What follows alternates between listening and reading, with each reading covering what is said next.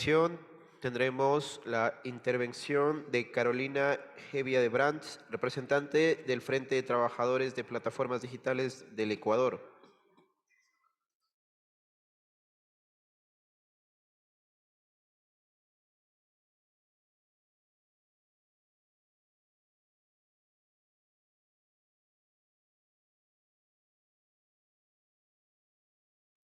De igual manera, se cumple con realizar el recordatorio correspondiente a las personas que nos acompañan en Comisión General a fin de limitar el tiempo de su intervención a máximo 3 minutos. Presidente, señores y señores asambleístas, a continuación contaremos con la intervención de Carolina Hevia de Brandt, representante del Frente de Trabajadores de Plataformas Digitales del Ecuador. Muy buenos días con todos. Gracias por la oportunidad de estar acá. Desde el Frente de Trabajadores de Plataformas del Ecuador, el objetivo siempre ha sido el reconocimiento de los repartidores y conductores, como lo que de hecho son, trabajadores dependientes de las empresas de plataformas digitales, y no como se les pretende categorizar de autónomos o independientes. Los 10 artículos del presente proyecto de ley lamentablemente no llegan a este reconocimiento. La ley se queda corta desde nuestro punto de vista por existir errores en los conceptos sobre lo que ésta se basa. La ley insiste en considerar a las plataformas digitales como meros intermediarios entre las diferentes partes que interactúan en ellas, limitados a un servicio digital e intangible en la realidad que debe primar en el ámbito laboral. Las empresas dueñas de las plataformas se lucran por un servicio real, concreto, tangible, como es el traslado de bienes a un local al consumidor, y reciben una compensación económica únicamente cuando ese traslado ha sido realizado exitosamente. En ese sentido, las empresas que manejan las plataformas digitales son en esencia un servicio de coworking. Es cierto que los avances tecnológicos se han modificado los comportamientos sociales y han creado nuevas herramientas para facilitar y agilizar el día a día. Este cambio fue particularmente evidente durante la pandemia mundial, cuando nosotros fuimos esenciales y estuvimos en primera línea. El teletrabajo permitió desempeñar las funciones de forma remota con supervisión limitada y dentro de las formas y los tiempos de cada uno.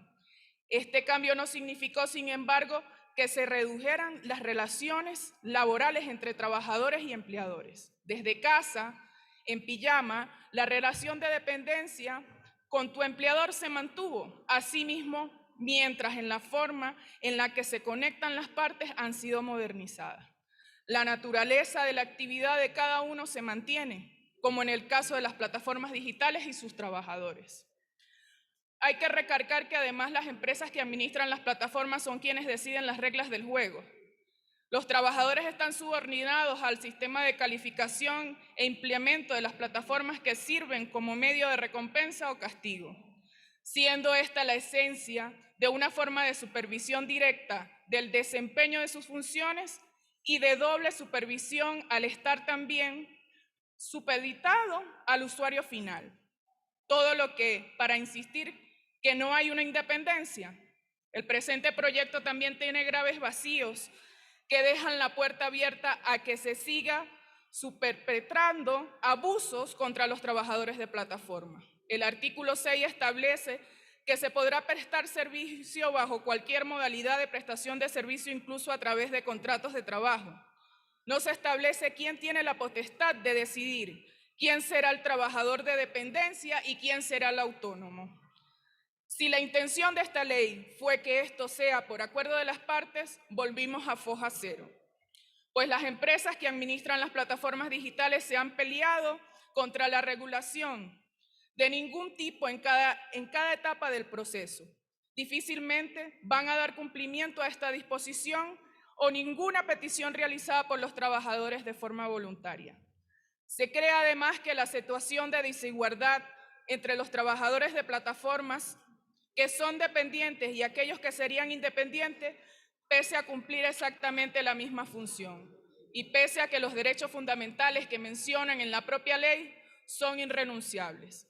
De esta forma, los trabajadores independientes sufren accidentes y no accidentes de trabajo. Los trabajadores independientes tienen seguro, pero no seguridad social.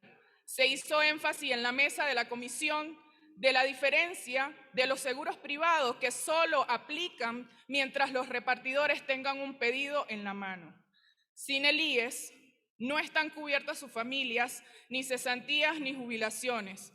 No tendrán remuneraciones establecidas por ley. No se hace referencia a un horario, ni a horas extraordinarias, ni a las tarifas, que hoy en día son muy bajas. Mucho menos las horas nocturnas ni vacaciones remuneradas. Y la ley no establece una claridad quién será el ente control que verifique que no se violen los derechos, pues, como ha ocurrido en repetidas ocasiones, no se han considerado a los trabajadores. El Ministerio de Trabajo se declara incompetente. Observamos también que en la litera H del artículo 8 se pone la información personal de los trabajadores a disposición de cualquier autoridad competente, sin que se determine a qué autoridad se refiere y sin considerar que existen garantías del periodo o del debido proceso que se debe observar a la entrega de una información que es cuya y exclusivamente reservada. Se refiere al derecho a sindicalizarse, pero eso ya consta en los tratados internacionales y en la misma Constitución y el propio Código del Trabajo. Y aún así el Ministerio del Trabajo no reconoce a los trabajadores de plataformas, ni repartidores ni conductores, como ya lo que son de hecho.